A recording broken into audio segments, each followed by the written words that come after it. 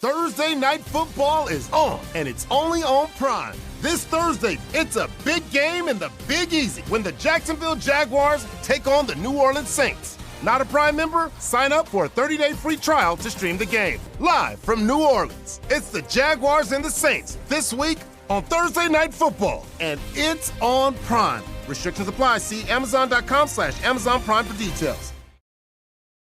Introducing the first ever Grand Highlander, a mid-sized SUV with the ideal combination of space, performance, style, and advanced tech. The roomy Grand Highlander boasts 3 spacious rows with available seating for up to 8. Its available 362 horsepower hybrid max powertrain unlimited and platinum trims delivers the power, acceleration, and efficiency so your family can take on any adventure.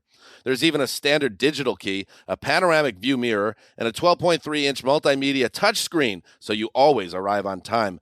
Live life grander in the first ever Toyota Grand Highlander. Learn more at toyota.com/Grand Highlander.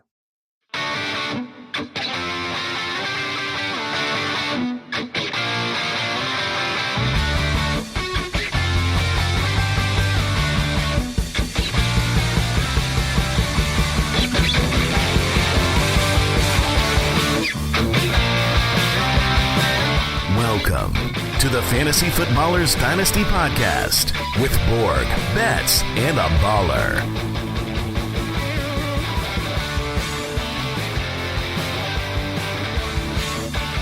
Welcome in. It's Wednesday, October 18th. We're back. It's the Fantasy Footballers Dynasty Podcast. The group's all here. Matthew Betz, Mike Wright, and I am Kyle Borganoni. Not Matthew Betz this week, huh? Not this week, sir. Matthew Batts? Last week, that was Kyle's intro. He was real quick with it. He was confident, and he just tried to roll right through it. And Jason and I were like, wait, did you just say Matthew Batts? Sure did. Is that like your Halloween Oh, maybe. persona? It's not, but maybe it should be.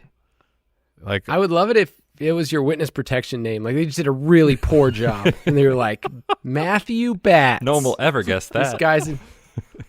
No one will ever know. No, I was, it's coming off beach life, just a little rusty. I get it.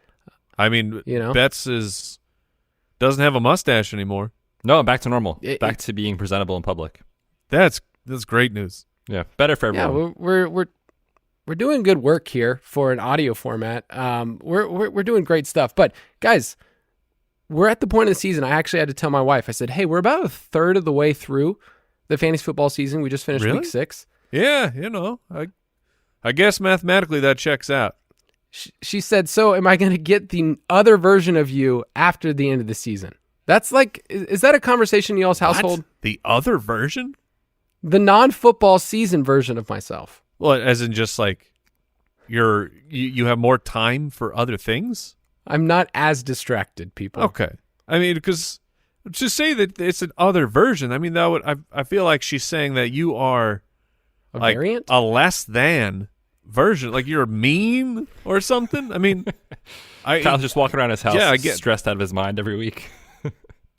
Well, maybe there's that, but I mean, it's like, I mean, my nights will open up, and Sunday, that's the part. The wife does not like the Sundays that I go in at essentially 8 in the morning, and I come home at about 5-ish, and that's a Sunday, and then I'm like, oh, back to work tomorrow. Sorry, honey. Yep. Hey, I'm working. For work. Yeah, it's been tough in the Betz household because of the same reason on Sundays, but also Thursdays, and Monday nights. And usually I'm like, we'll hang out, on Tuesday, Wednesday, we'll watch a show, Friday night, whatever. But now, like with the Phillies, I'm like, hey, they're in another game tonight. She's like, it's Tuesday. I'm like, yeah, baseball, like it's here. She also didn't love that I dropped on her that NHL is back for hockey, college football is in full swing. So, yeah, I think she's ready for February. Did she know who she was marrying? Oh yeah, we do this every year.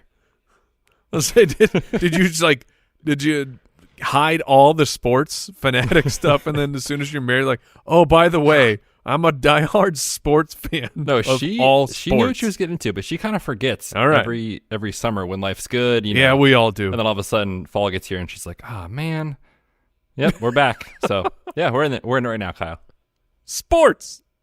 Yay for sports. Yeah, we're going to talk about on this podcast some players that we have risen in confidence, players that I had no business even liking at all, but now I'm actually interested in Dynasty, so we'll talk about that in just a second. And then our first ever full Dynasty mailbag, we'll get to answer some listener questions, a live drop from your boy Mike Wright. So I've been told. And right before the show. Dives. Mike, I did some deep dives on the mailbag before this show, just to see where we've been. You are a meticulous man when it comes to research. I went through some 2015 archives, Oh, and I thought about... goodness gracious. You know what, Mike? You actually sound pretty similar to yourself. Well, I will say. Yeah, I haven't aged a Andy, day. Andy sounds different. The lower voice or higher voice? What are we talking here? Yeah, he's a little bit more, loose with the tongue now. Like, he's just able to, his voice inflections are different. He'll joke. It's different. Yeah, but, I mean, you find yourself over the course of 10 years.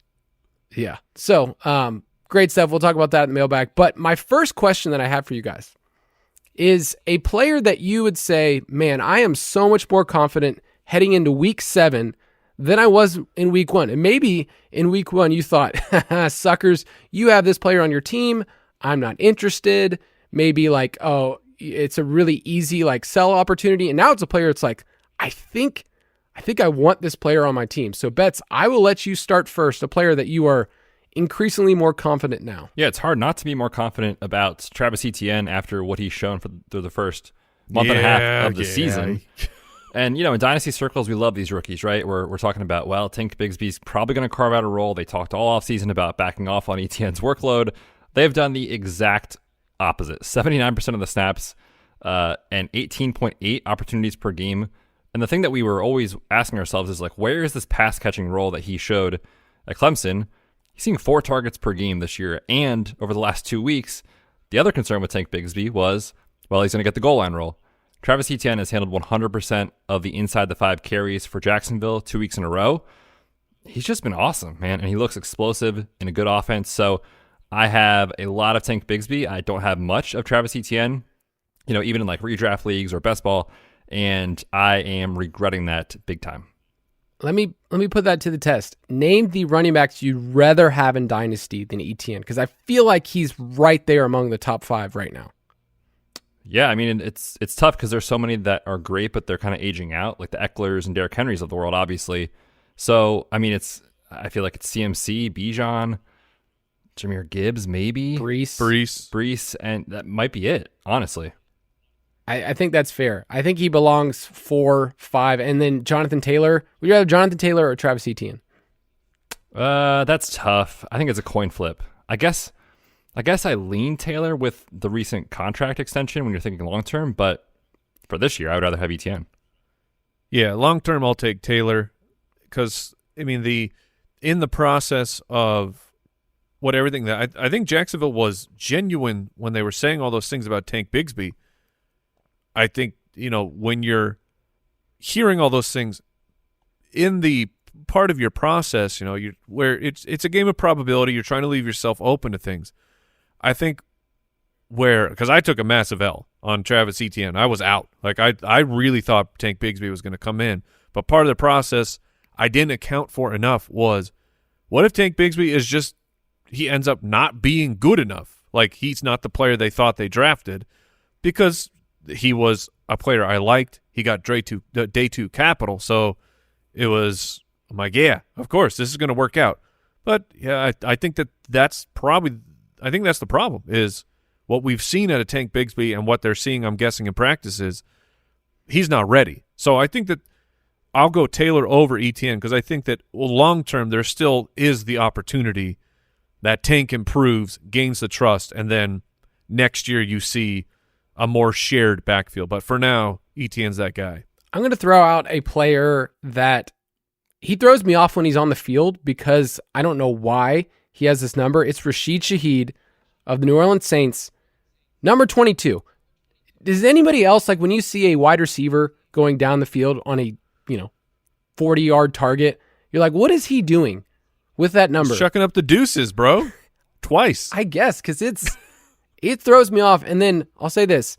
it's really easy to fade any player that's an undrafted free agent and say, can they keep this up? So he had a little bit of burst last year, couple of games, but man, like he's involved in this offense more than just a gadget player. His ADOT's huge. We already knew that, 18.4, but he's getting around 5 targets per game. His route rate went up to 96% this past week, and he had a career high 29 snaps in the slot. So he's not just some, I used to think he was just like a 9-route guy only. That's all he's going to be. Catch a deep bomb. That's it. Like he's getting a little bit different looks. And so this past week, he made 2 huge highlight reel catches. Like he had the touchdown and he had another great catch.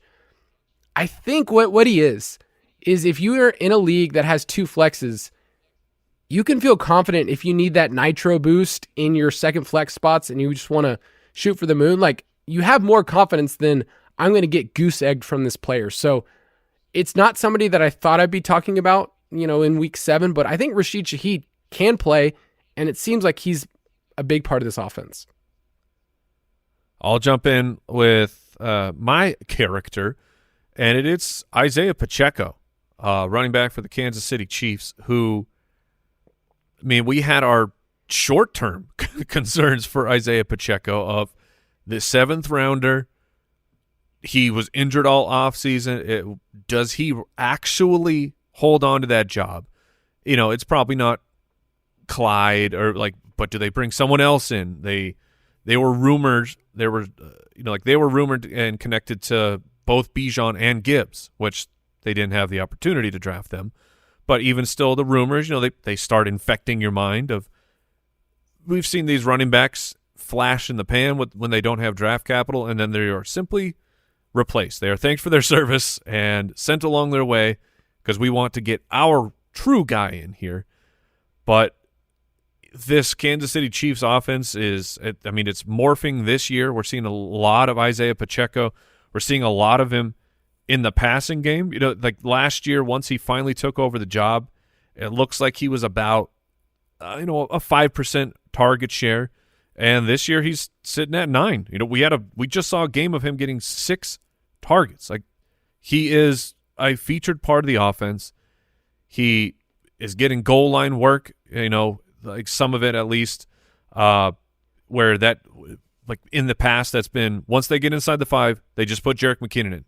And they're not always doing that anymore.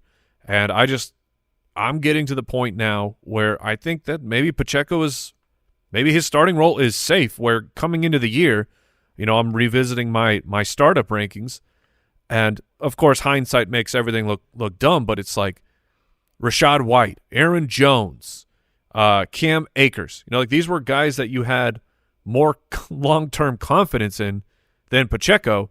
And I think that Pacheco is probably ranked ahead of those guys now in Dynasty. It's just wild to see how much the team has leaned on him in these past few weeks, and I think they're just going to keep doing it. Yeah, so far he's seeing 28% of the team's total rushing attempts and targets on our site. We call that the workhorse percentage, which is near RB1 levels. Like if you hit 30%, you are the team's true dude. So he's hitting close to those levels, and he's been steady, last couple of weeks over the last month. My question is, if you are a team that's like, hey, I kind of just lucked into Isaiah Pacheco, like he was 7th round pick in the NFL draft. Maybe you got him in the 3rd round of your rookie draft 2 years ago, and you're still rebuilding. Is he a player that you can capitalize now? Because contenders want him. Everybody's dying for running backs. Is he someone that beyond this year you want to hold even if you are in a rebuild? I don't know that I'd consider him a blue chip. Like on a rebuild where you have to keep like a that building guy. block. Yeah, exactly. But if you are rebuilding and you can turn him into like a long-term wide receiver asset, I'm very cool with that. I feel like when you're rebuilding, the running back's kind of like that last piece that you need to plug in, and you find them through the draft. So if you got lucky and can turn Pacheco into something else, I'm okay doing it. But I'm rising on that. I think that he stays their starting running back next year. Yeah, I think he's going to have to mess up to get out of this role, right? Because you think about the contract for Mahomes and for Chris Jones on defense. Right. They've got to find guys like this to just plug in and play. And that's what they've been doing at wide receiver, and it's worked so far. And, he's cheap. He's costing them nothing. So unless he does something to lose this job, I do think it is his next year. But that said, in a rebuild, I'm always trying to get, like you said, that young wide receiver. What do you guys think? Would you take a first for Pacheco if you're in that situation? I think you could get even more right now. I think that you can get a first plus another player in there if you're rebuilding, because people look at him as he's the dude. There's nobody else. Clyde's gone this next year. They didn't pick up his option. So they're going to add somebody else to his backfield next year. Now that's so far away that, you can play so many guessing games, but it's enough to say if you're rebuilding, and you say, hey, my team's not going to compete this year, then yeah, move on for a first and maybe get a little bit more. Would you trade Pacheco for Jahan Dotson? I knew you were going to ask that question. And I don't want to answer. We have okay, so we put out questions for mailbag, which we'll get to. The most talked about and most asked player is Jahan Dotson by far. What do I do with him? So if I was the Pacheco manager, I would want more. Yeah. Wow. I think that's probably right. Maybe Dotson in a second. I think I would be open to that. Mike? Yeah. I'm definitely open to that. I didn't want to get too much into Dotson. He comes when I'm looking at startup rankings, it's oh yeah, this player who was great but is underperforming now, because you're not going to get Debo or Christian Watson or any of this year's rookies, but it's just trying to find that perfect match. What about Hollywood Brown? You think you could get that done? It's a solid offer. I think people undervalue Hollywood for what he's doing right now and what he's going to do. He's 26. Is he going to get an extension? You know what it's like there more in Arizona, but I have not heard anything about an extension for him. I would be pretty surprised if they don't, but at least the rumor mill is pretty quiet about it right now. Yeah. I mean, he's Kyler's boy, right? I think they've shown they're trying to keep Kyler happy in general, I think, so far since this coaching staff took over. So I think he does get an extension, but obviously that's a gamble you got to take. Yeah. Mm-hmm. We'll talk about Dotson, though, in a second, because I am a Dotson manager, and I'm terrified. I'm terrified to even start the guy, much less figure out if I can trade him or anything. He's just sitting there. I don't like it. So we'll talk about him in a second. We'll get a bunch of different questions. Mike, do you have the pipes warmed up? I mean, sure. Let's go. Mailbag. Mailbag. Dynasty.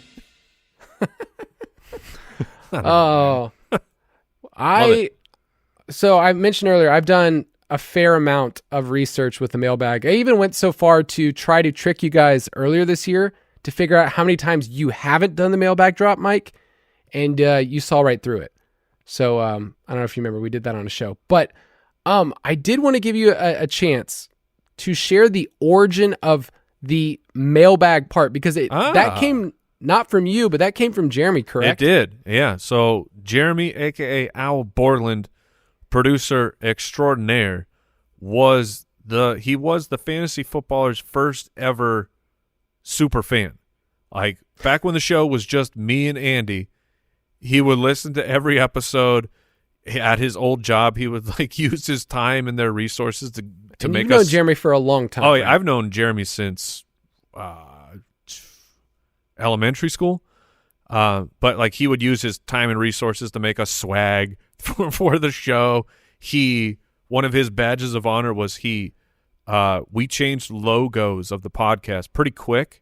We just had one that Andy kind of whipped up, but that's what he had. So he was a super OG fan. And then just one day, because he was on our flag football team, and one day he told me, I don't remember how that came up, but he mentioned the hits of the mailbag drop, where the do kind of like a triplet there. He's like, I always sing the word mailbag when that's going on. I'm like, oh, well, maybe I'll do that. So he's the one who came up with the idea, and now I'm stuck doing it until I die. You just kind of got lumped into doing it. Yeah. I did find one of those old logos because I started listening the end of probably 2015. So the brown football texture background? Oh yeah, Jeremy and I threw that to each other. So nice. Yeah, good times. Here's some questions we got from our listeners. Some of these are from X, aka Twitter, and then a lot of them are also from Discord. So if you want to get those questions answered best, our Fantasy Footballers Discord is always popping, especially the Dynasty channels, even in the off season. So first question is about trade timing from Dean. When is the best time in a Dynasty season to trade away a big valuable asset like CMC if the playoffs are out of reach? Is it in season before the trade deadline or out of season before draft time? I'll jump in, and I would say right before, or not, doesn't have to be like countdown to the trade deadline, but it would be as the trade deadline is approaching, especially someone like Christian McCaffrey. The reason being, if you go past the trade deadline and Christian McCaffrey gets hurt, your asset has now lost a ton of value heading into next year. And even though McCaffrey, since those 2 years that were just lost, unfortunately, to injury, he has been he's been an Iron Man. I know he's banged up, right now, but we don't even know if he's going to miss any time or not. And if he does, it should be minimal. But the point is, he is an older running back, which maybe it's because of the 2 years. Like do you? When I think of Christian McCaffrey, I don't think of an old man. When I think of Austin Eckler, I'm like, ooh, he's aging out. And I think they're like the exact same age, which is ridiculous and unfair of me to do that. But so if it's especially a running back, I would be flipping them in season, and I would not be holding on to them like, oh man, if I just wait and I do this over the offseason, I'm going to extract so much more value. And I have a player who could get hurt at any time, so I'm going to trade him now.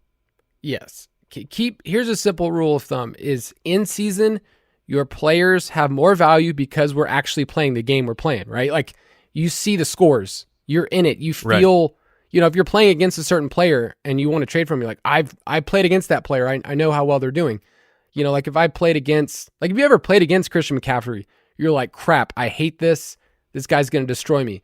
Out of season is when your draft picks only acquire more value, especially as you get close to the NFL draft. So I would say right now is the perfect time to do it. And, well, not perfect for CMC because there's some doubt about injury, but he's going to come back. He's going to be a CMC. He's going to have a touchdown for the 15th straight game or whatever. And he's going to be fine. But yes, before your trade deadline is probably the best time to do it. Betz, you have any thoughts? Yeah, I mean, I definitely agree in season. That's the time to do it. If you know your team is not going to be contending in that upcoming season, I think it's fine to trade guys like this, right before the season starts. If someone's willing to give you, fair value, I think that's totally fine. But I would definitely be trying to make deals like this, like you said, before trade deadline, because the conversation could be totally different this time next year. All right, we're going to take a quick break, and then we'll stress out about Jahan Dotson.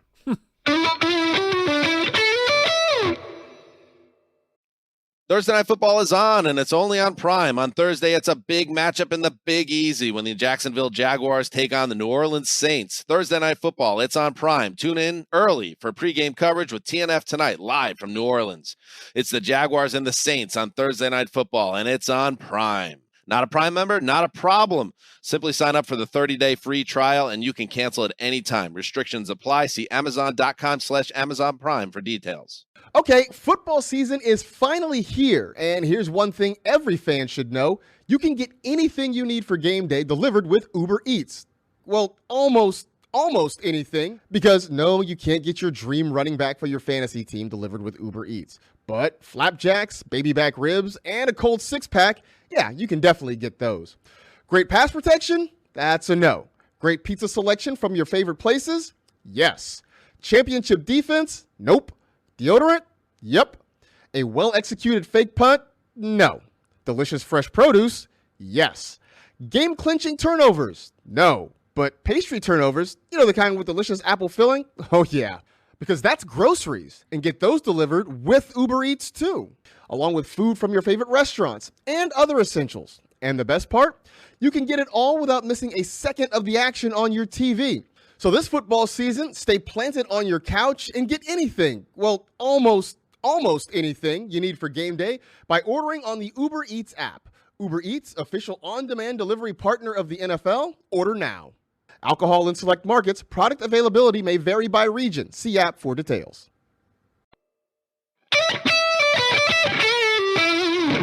All right, I promised you some Dotson time, and the number of questions we got is ridiculous. I'm just going to... People like the Rat King, which really stood out to me on Twitter. What a handle. Are you aware of the Rat King from the Ninja Turtles? Oh, I'm definitely there. Sometimes my kids watch the cartoon in the car when I'm driving the van. Old or new? 1987. Oh, baby. Yes. On DVD. So you got the VHS tapes out? It's get them pretty from great. back when you had to could get them from Burger King? It's you guys are probably too young for that. I had older siblings that would do that, so I get it. Yeah, that's incredible. I got all of them I got all of the original one on DVD, and so my kids just kind of cycle through them. But man, the writing, I as a kid, it doesn't hit you. No. The plots are pretty simple. And later you're like, wow, they give Raphael as many puns as possible in this show. So from why guys does Leonardo never use his weapons? It's like he does a lot of kicks for someone with giant with two swords. So on Twitter, the Rat King, Warren Austin, Sport Fan Steven, Bartholomew, they're all asking, what do I do with Jahan Dotson? It's literally the same question they asked too. What do I do with Jahan Dotson? And I think it brings up a bigger point that we also got. This is from Preston on Twitter. What do you do with a guy you were hoping would make the second-year breakout but didn't? Guys like Dotson or Burks, what do you do with those types of players? So let's talk about that in terms of the general strategy, and then we can zero in on our boy Jahan Dotson. So what are you guys' thoughts on just second-year breakouts that don't seem to be happening right now? Go ahead, Betz. I was going to say, it just depends on the situation. Like, for Treylon Burks, obviously it's been terrible, but he hasn't been on the field, at all, right? Remember, he had that August injury, then he kind of re-injured the knee, and we haven't seen him in about a month. So that's why it hasn't happened. I'm not saying he definitely would have broken out if he was healthy, but, you can tell yourself a reason why, obviously, it hasn't happened yet. Now, do I think it's going to happen with this Ryan Tannehill injury and Malik Willis and or Bananarama under center? I am quite worried about that. So situations matter, and obviously that is a huge part of it.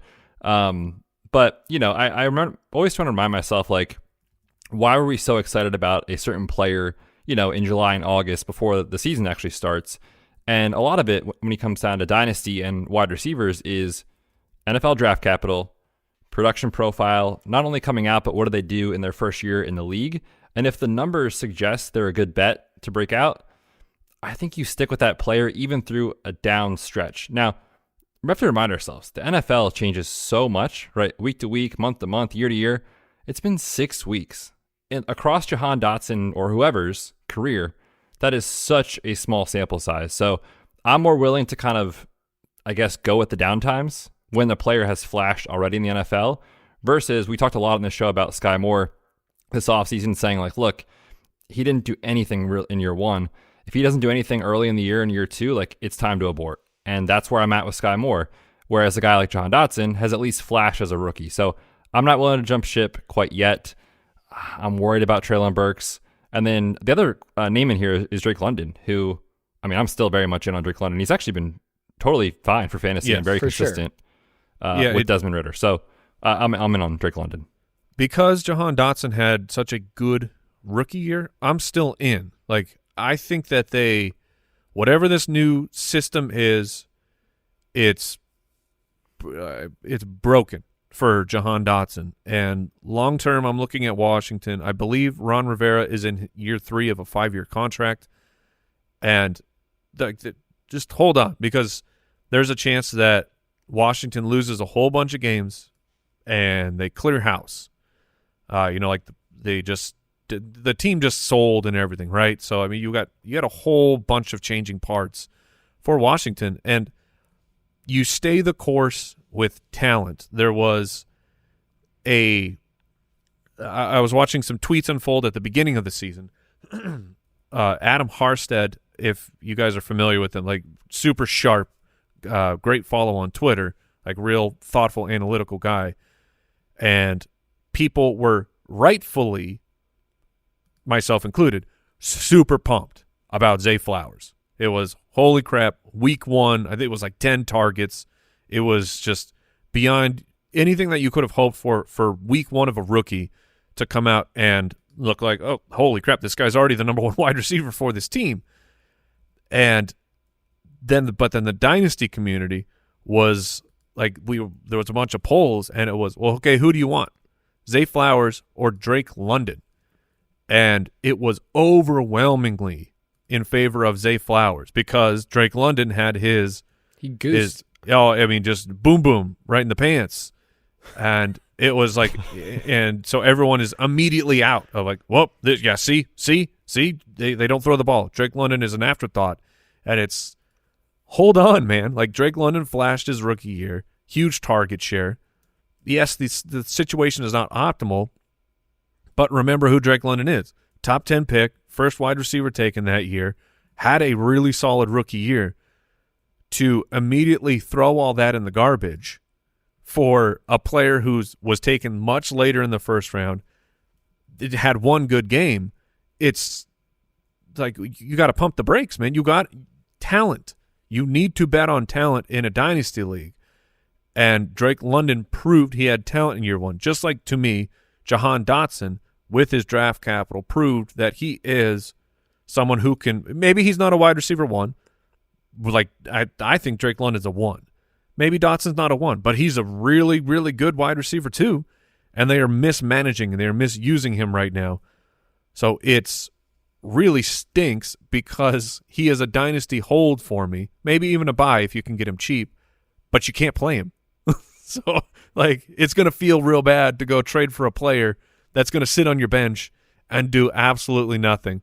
Yeah, good point. For Betz is pulling up Devontae Adams' numbers. And Devontae Adams, I mean, he's kind of the outlier because he was, like, bad. And then really bad. He was really bad. And then I think it was year 2 that Jordy Nelson went down to an ACL tear in the preseason, and it was, well, this is Devontae Adams' time. He's got to step up and show us he can be a number 1, and he did not. He was, in fact, worse year 2. And then he's one of the best wide receivers we've ever seen. So as long as they show you something, buy in. And I think that Dotson has shown me enough that I'm willing to hold, wait out what's going on here. Unfortunately, though, in the meantime, you can't play him. He has an easy drop in redraft. In Dynasty, just put him on the bench and remind yourself from time to time, I still believe in this player, but it's going to take some time. Yeah, just, in the middle of the week, put him in the wide receiver 1 spot, boost his confidence. Yeah, go watch year 1 Dotson highlights, and then pump yourself up. When it gets to like Friday or Saturday, then you move him. After he's kind of been built up, that's when you put him to the bench. Yeah. Like, as a Dotson manager, I did a deep dive because I was like, what is different this year? Because I don't think the player all of a sudden is just bad, and we liked him a lot last year. So he's top 10 right now in routes run at the position, which is painful. That's absurd. As Betz would say, he's on the all cardio team this year. He's running a ton of routes. So fit. And it doesn't matter. But, guys, he's bottom 5 in yards per route run at 0.62, which is, that's the Sky Moore territory. That's like Alec Pierce, MVS. That's the worst of the worst in the league. But here's what's changed this year. His ADOT is 9.9 compared to 15.4. So last year he was getting a ton of targets. Last year, 30% of his targets, 30% were 20-plus yards down the field. That was a top 12 mark. That's like, they were using him like a DJ Chark, whoever, like down the field, Chris Olave, like that's his role. This year, 10% of his targets are just 20-plus yards down the field. So he's getting more snaps in the slot. So my biggest question is Bieniemy coming over from Kansas City, installing a system where he says, hey, we won in Kansas City by just spreading the ball around And you're kind of seeing that in Washington. Is it a Curtis Samuel week? The week before was a Logan Thomas week.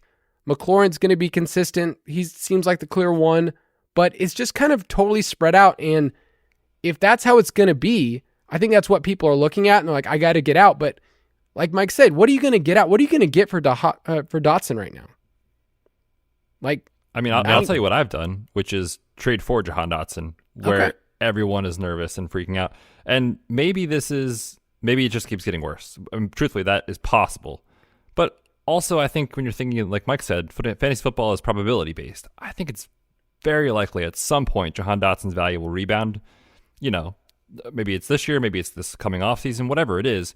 But I've traded a second for him, and I'm totally fine to take that risk on a second, because second round picks in Dynasty leagues for rookies, truthfully, almost never work out. It's less than 50-50, right? Percentage. So that's a bet I'm willing to make. Like you said, we're betting on the talent profile and remembering why we were excited about this player, this offseason. The other thing, too, I wanted to mention is that we had this kind of unfair expectation right when Terry McLaurin injured his toe, right? It was like, oh, the turf toe for Terry, Jahan Dotson is going to emerge as the one.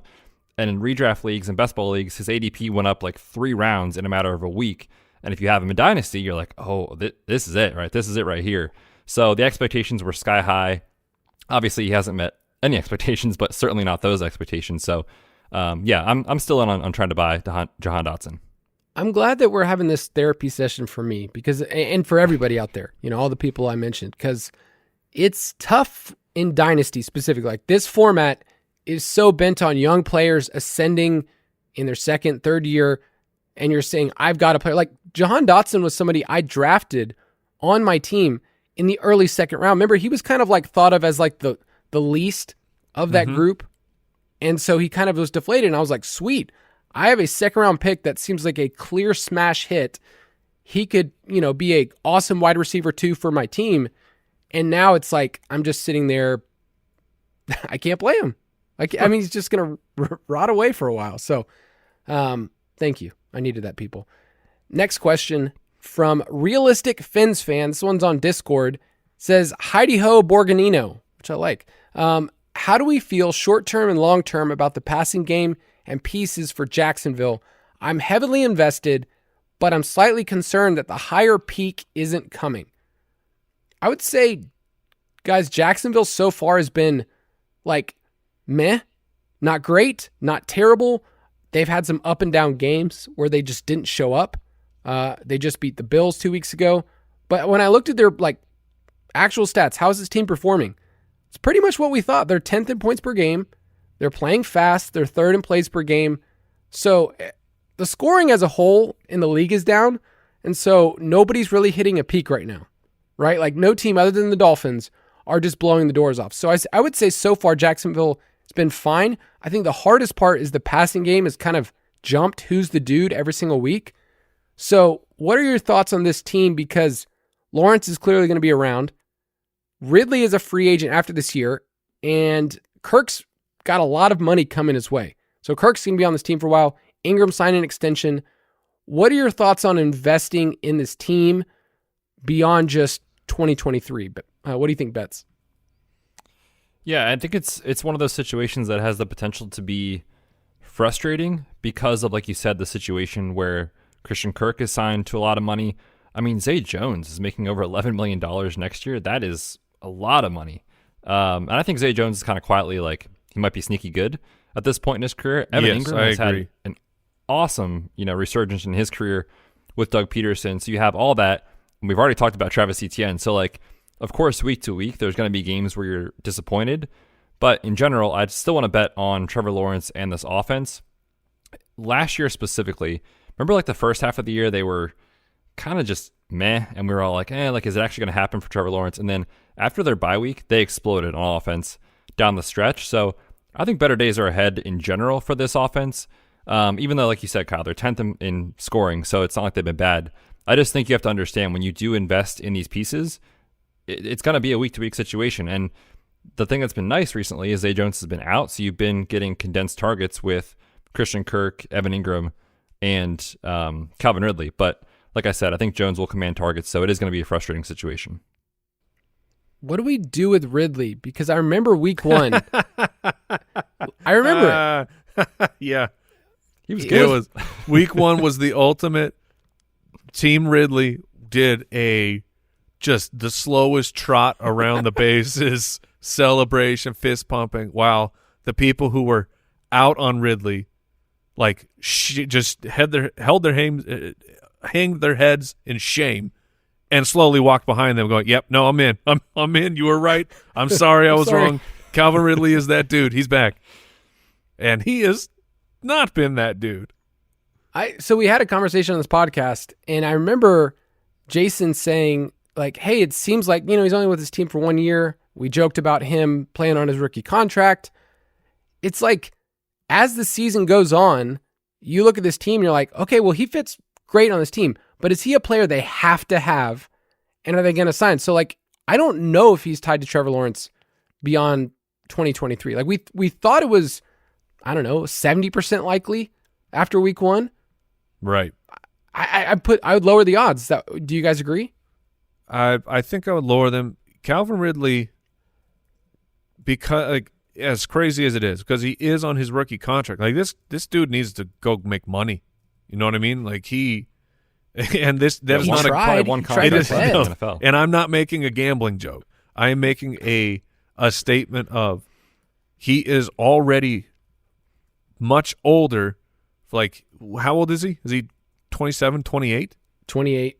I mean, he's 28, doesn't have his second contract yet, and he's a good player. So if I'm Calvin Ridley, I don't care where I go. Whoever gives me the most guaranteed money, that's what I'm going to do, because I'm going to secure the long-term future of the Ridleys. You know what I mean? I'm not at this point. Hopefully it lines up. It would be great if it was Jacksonville. I want to be tied to a young up-and-coming quarterback, a team that would have some Super Bowl aspirations over the course of my contract. But I think he's going to go full mercenary. Just go get that shmoney. And that can be concerning, as when we see that happen, wide receivers lose fantasy value overnight because they go to such a bad situation. He turns 29 this year, December 20th. So that's insane. It's wild for a team to invest in a 3-4 year deal for a player that on any given week, he could be the wide receiver 3 on this team. I'm just saying, that's kind of where it shows up. So, Betz, you mentioned, they owe Christian Kirk a ton of money. They owe Zay Jones a ton of money next year. Ingram's making money. Eventually, Lawrence will get an extension as well. So, I don't think it's a foregone conclusion that he's tied to this team. I'm not saying he's a trade-away candidate by any means, but just don't tie him long-term with this team forever. Sure. And sorry, guys, I have to bring up the statistical comparison. So I'm looking at regular Dak Prescott and expensive Dak Prescott, a.k.a. Trevor Lawrence, and through 6 weeks, Dak Prescott is, it looks like, about 6 to 7 points, fantasy points total behind Trevor Lawrence. So Lawrence is winning there. Dak, a higher completion percentage, a higher yards per attempt. They are tied on total touchdowns and turnovers. It's Trevor Lawrence is actually winning that battle by turning the ball over more than Dak Prescott. Just bringing that up for no reason. We could have played the game drop. We did that with Jason last week. Maybe I might need to do that for the regular show. Kyle, let's set that up. I mentioned it last week to Jason, but I knew he was going on vacation. We need some more games in there. Yes. All right. I mean, that was I got such pushback of not just automatically crowning Trevor Lawrence into my top 7. Oh man. But maybe we're doing all right. So through 6 weeks, look, Lawrence is probably going to win and have more points at the end, but it's fun for now. But the real ones know. Yeah, that's right. All right, next question from Mick on Twitter. I'm tanking this year. Join the club. But a league mate whose first round pick I have is also doing very poorly. Oh, no. I play him this week. Oh, dude. So here's the ethical question. Should I bust out my best roster and try to win or continue to tank? This is an impossible question because it's in the best interest of your team to continue to lose. And so and we had this happen in our league, our main Dynasty league. Al Borland did the quote unquote ethical thing and played his strongest roster the final week of the season. And Kyle, you co-managed that team. And you all won. And the other team lost. So literally you lost Bijan Robinson because you felt like you had to put out your best lineup. Do you have looking back now, because you did end up with the second pick. It's Jackson Smith and Jigba. Well, I don't think we're awesome. out. We're not out on him yet, but just looking back at what your team is right now, the moves that you're making as you rebuild, do you look back at that and go, I think there was a couple more questionable plays we could have snuck into the lineup, maybe tried not to win so much. How do you feel now with an ability to look back? Oh, heck yes. Yeah, I wish we would have just tanked. I wish we would have put together the biggest turds in the league. We have basically said we are throwing out our morals. If our team is this bad, that's all we want to do. So Jeremy and I had a little powwow before the season, said, I don't care what it takes. We're going to throw out a trash roster, and we've done it by also trading. So we have 5 first-round picks this next year. Yeah, goodness gracious. We've done really well trading. Not just we're dumping people, but gotten extra value. You've gotten tremendous value. So the way that I look at the question of tanking, you have to field the full roster.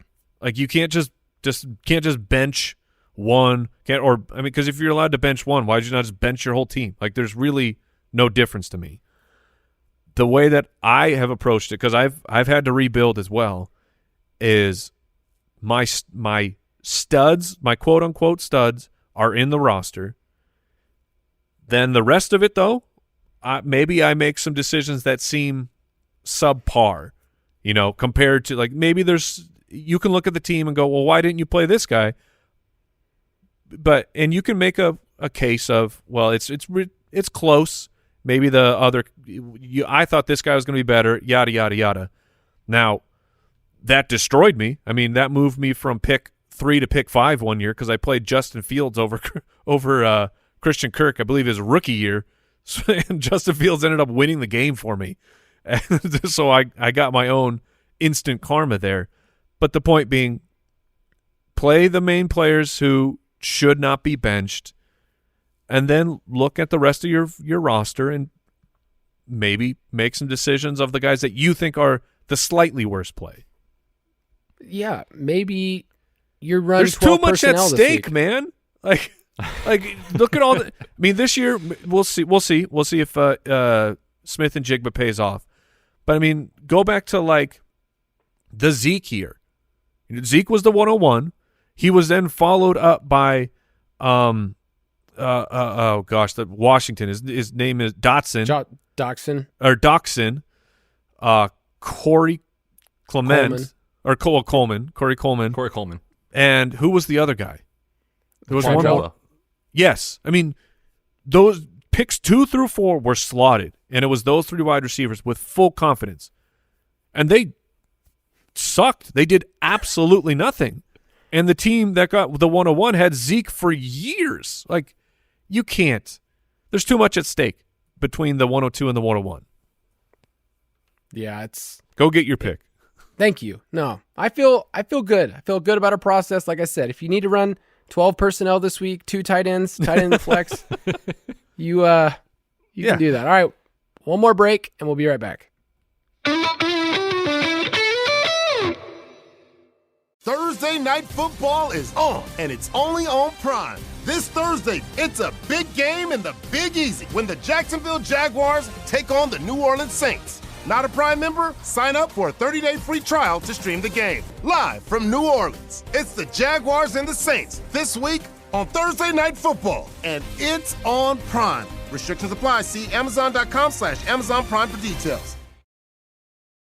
Okay, football season is finally here, and here's one thing every fan should know. You can get anything you need for game day delivered with Uber Eats. Well, almost anything, because no, you can't get your dream running back for your fantasy team delivered with Uber Eats. But flapjacks, baby back ribs, and a cold six-pack, yeah, you can definitely get those. Great pass protection? That's a no. Great pizza selection from your favorite places? Yes. Championship defense? Nope. Deodorant? Yep. A well-executed fake punt? No. Delicious fresh produce? Yes. Game-clinching turnovers? No. But pastry turnovers, you know, the kind with delicious apple filling? Oh, yeah. Because that's groceries, and get those delivered with Uber Eats, too, along with food from your favorite restaurants and other essentials. And the best part? You can get it all without missing a second of the action on your TV. So this football season, stay planted on your couch and get anything, well, almost anything you need for game day by ordering on the Uber Eats app. Uber Eats, official on-demand delivery partner of the NFL. Order now. Alcohol in select markets. Product availability may vary by region. See app for details. All right, this next one's from Brandon Snyder. What are the realistic chances of winning the league if I'm only playing one quarterback in my 2-quarterback league? I've had a lot of injuries, and my quarterbacks right now are Trevor Lawrence, Desmond Ridder, and Aaron Rodgers. Can you win with that? I mean, I would have to know what the flex is. But yes, there are certainly times where a low-level second quarterback is not worth playing over a positional player. And Ritter's been the better fantasy quarterback. So you're talking about Lawrence being the low-level guy. Oh, yeah. Get him. Get him, Kyle. Join in. Ritter Kyle, stinks. Come on, man. He injured his left knee last week. Don't dunk on him. Well, Ritter's been awesome for fantasy. Real life, I know. Train wreck. But I know. So, Betz, what do you think? Yeah, I mean, we talked about this, I think, at some point this summer on the show about there's this misunderstanding of like 2-quarterback league or super flex. Like I have to have a second quarterback. And yeah, I want, Josh Allen and Lamar Jackson, but so does everyone else. And so if you have one guy that's startable and like you said, Ridder or I don't know, Derek Carr or someone like that, it's like maybe you have better wide receivers. Maybe you have better running backs. I've got a league where I'm in a great position, but I have Josh Allen and Mac Jones, and I'm not playing Mac Jones. Oh, like, that's a perfect name. I'm playing like, I don't know. I've got Derrick Henry. I've got Eckler. So I've got some good running backs, but I've also got plenty of depth at wide receiver. It's like, man, I'll just stream matchups with those guys, get the guys that are getting touches and usage. I'm not playing Mac Jones just because it's a 2-quarterback league. So you can still be successful, but I think you need that difference maker at quarterback. That's the tricky thing. And I'm not sure Lawrence is there yet. Yeah. If you're in a full PPR league, you can totally make up the difference. I mean, just even look at quarterback scoring recently this past week. It was like, okay, well, yeah, you played, your quarterback, but he got you 14 points. Like you can make up the difference in a PPR, like, by playing other guys. So next question, and this will be near and dear to your heart, Mike. It's from Richard on Twitter. What do I do with T. Higgins? Dude. Mike's face. It's been unbelievably bad. And me and Kyle lost this week. We should have played Wan'Dale Robinson, and I didn't even think of it because it was like, it's T. Higgins. He's back. Joe Burrow is playing better. Of course you're going to play T. Higgins, not fully thinking of that the gap between him and Wan'Dale could actually cost you a matchup. So what do? Hold on. Let the bye week happen, and then this team is improving. Joe Burrow is still not back, but he had another play where he was just running around like his hair was on fire, trying to avoid the defensive line from hitting him, just indicating, no, the calf is we're back, baby. We've got that improved. Now let's just figure out what's going on with the offense. The offensive line, I don't think you can fix it right now, but Joe Burrow has, and with this coaching staff, they've figured out how to overcome a less than offensive line in the past. give T. Higgins another week to heal up from the broken rib situation. I do think he's going to bounce back. I think it was Joe Goodberry, a Bengals follow on Twitter, another good follow. He had tweeted out of this is like going through all the metrics of T. Higgins this year, and it's like this is by far the worst T. Higgins we've ever seen. Like his drop rate is out of control. The actual catch rate is just so low, and we expect that T. Higgins will bounce back. Maybe he is more hurt. Maybe he was more hurt than we knew, which a broken rib really sucks. But maybe he's pressing too hard because he knows it's a contract year, right? And now, because I mean he's playing for big money right now. When I don't remember all the free agent wide receivers next year, Pittman. But T. Higgins is going to be the cream of the crop and should get a huge contract. So he's playing for that, pressing maybe a little bit too hard. Let the Bengals offense find their flow. I do really think that T. Higgins bounces back, and I think he is in redraft or maybe even Dynasty just a tremendous buy low opportunity. A buy low never feels good. Like if it is a true buy low opportunity. There's too many times on giving fantasy advice where someone just has one bad game. And you're like, oh, maybe go see if it's a buy low opportunity, because crazy stuff does happen in fantasy football, so you have to mention it. But to truly buy low on a player is because they are down in the dumps, like Ramondre before this past weekend. I mean, your confidence of that situation it cannot be high, or you're a psychopath. Like I believed that Ramondre could bounce back because I believe in his talent, but he had been playing so bad, and the Patriots has been so bad. But it was look at the schedule. These things do make sense. So maybe Ramondre and the Patriots are not good enough against a bad schedule to really perform, but maybe they're good enough against a positive schedule to perform, and it looked like it because Ramondre had his best game in forever. So I think that a true buy low, you do feel something in the pit of your stomach that goes, maybe I'm making a terrible mistake right now, and that's how it feels about T. Higgins. So that means it's a true buy low opportunity. He is a great wide receiver. He's just playing poorly. So he's not yet 25. Before the season, we had him ranked as a borderline top 10, top 12 Dynasty wide receiver. And so I think the pause in Dynasty is I don't know where he's going to be this next year. So there's so many unknowns. That is why it's a buy low, because you're using those unknowns to your advantage and saying, hey, regardless of landing spot, what do I think of this player? What do I think he can be? And then is there a gap between what he's worth, which I think he's worth a first plus in Dynasty. Yes. But right now, people are trying to get out. It's just one of those things where it's like talented player, no issues. We liked the team. And now it's like, oh, I'm just going to pause. Like, no, if you want to go buy him, you can for our first. Betz, any thoughts on Higgins? I just want to add on and just say be aggressive. Like, go get T. Higgins now, because whether you're a contender or not, like if you're in a rebuild, perfect. He's struggled, he's injured, whatever. But like, man, they have really leaned into the pass the last 2 weeks. Joe Mixon has started to become very inefficient. There were some warning signs of that last year. I think Burrow is going to be chucking down the stretch here. So better days are ahead for T. Higgins, Jamar Chase, and the entire team. And I just want to list off the names of wide receivers he is competing with for a contract next year. We talked about Hollywood Brown, but it's like Mike Evans, OBJ, Curtis Samuel, Kendrick Bourne, DJ Chark, like Calvin Ridley. He is going to get a massive amount of money. So I'm trading for T. Higgins. All right, a couple more here. This one's from Phil. I'm in first place. Congrats, Phil. And I have a win now team. Who are some older veterans that I can try to target to win a championship that won't cost me a fortune? Betz, you have a list of some players here. Adam Thielen, man. We talked about him, I think, 3 times on the show, and I don't want to keep getting away with this. How is it happening? Like, I always want just to remind myself of like, okay, the process was right this offseason of not buying in.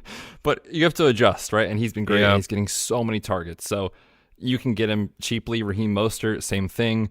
I think there might be a window here with David Montgomery where he's probably going to miss 2 or 3 weeks. But if you're a contender, you can embrace, some uncertainty and get him down the stretch. The schedule for the Lions is really nice down the stretch. And then we talked about Hollywood Brown a little bit, but I think he's an interesting guy to get as a contender. The target quality hasn't been great, but man, he's seeing 10 targets every single week. So I'm in on those guys. I think a player that I'm interested in that hasn't blown the doors off yet is Tyler Lockett. He's at the stage where it's like, okay, it's getting old. If you're rebuilding, you probably don't want him on your team. But if you're trying to add somebody with some explosivo down the stretch, they've already had their bye week. He's somebody that I would, I'd still consider hey, this is a player that's getting 36% of the team's air yards. Metcalf got kind of, banged up this past week, but it's a team that we think likes to pass, and they've had the connection, Lockett and Geno, in the past. So I like Tyler Lockett. Any names, Mike, any random names that come up to you, just a veteran? I was going to jump in on agreeing on Tyler Lockett. I think if you are interested in Tyler Lockett, you need to look at last week as a blessing that he didn't just go nuclear. He was 6 for 94. You put a touchdown into those numbers, and you're not at that very moment in time, you're not going to be able to go get Tyler Lockett. But he is.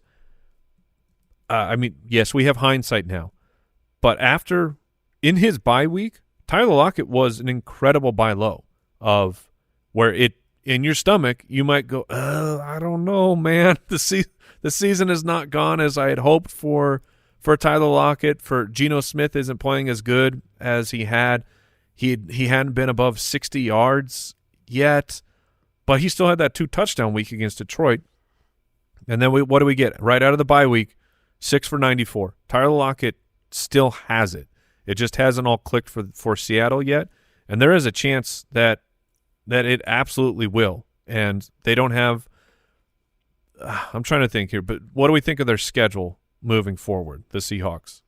We were pretty bullish bets at the beginning of the season of their over in a team that we thought just had some value.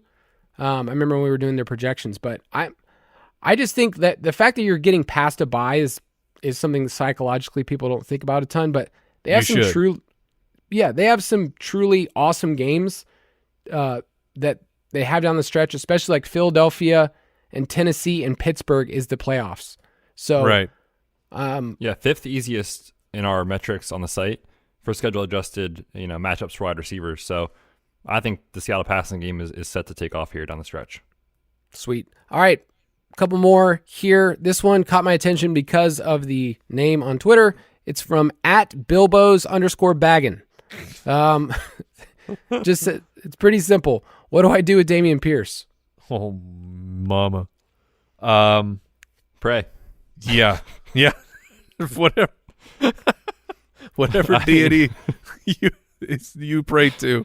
You should have just never had him in the first place. Oh, get out of here, Kyle. Just kidding. No, this week because I have not heard anything of why or what happened, but this week should freak you out that they were in a neutral to plus game script, and it was Devin Singletary. Right. Devin Singletary was the dude. Yeah, Damien Pierce got a couple. He got a couple attempts inside the 5. Didn't work out as you would expect. I mean, this is if Damien Pierce is going to score, it has to be from either the 1 or further out, and he breaks a run in. But this use of Singletary, maybe it's a one-off. Certainly could be that.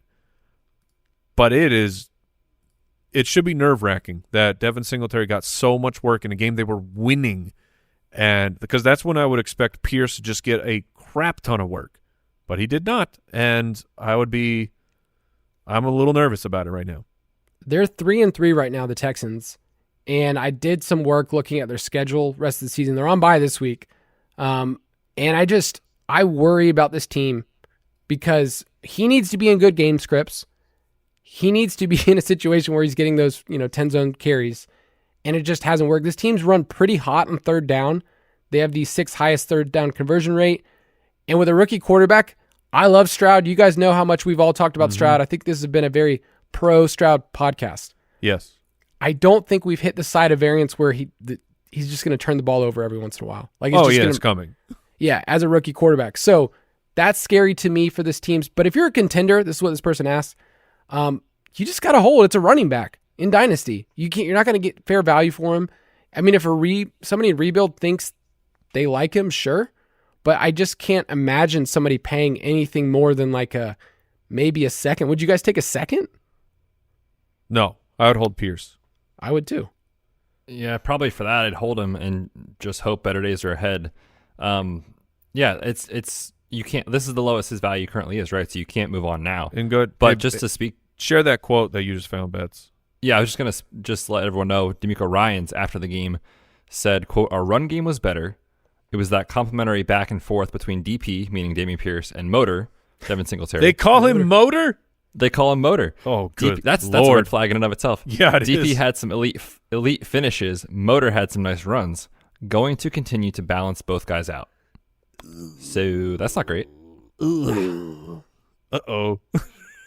Yeah, that's just the side of this team and him where, like, we were excited about the role, but draft capital once again wins out. Last question I have here from Ruskin on Twitter. You talked earlier about Ramondre, Mike. Are you holding Ramondre? And this person also threw in Kyron. If you're in a rebuild, so two players that don't have great draft capital, that who knows if they have the role next year. Who knows what those teams look like next year, by the way. The Patriots, the Rams, like things could change. So are you holding those players if you're in a rebuild? Oh, man. I'm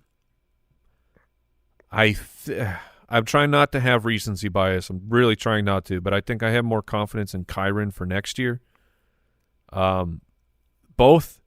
What's wild is, like, is Bill Belichick coaching the Patriots next year?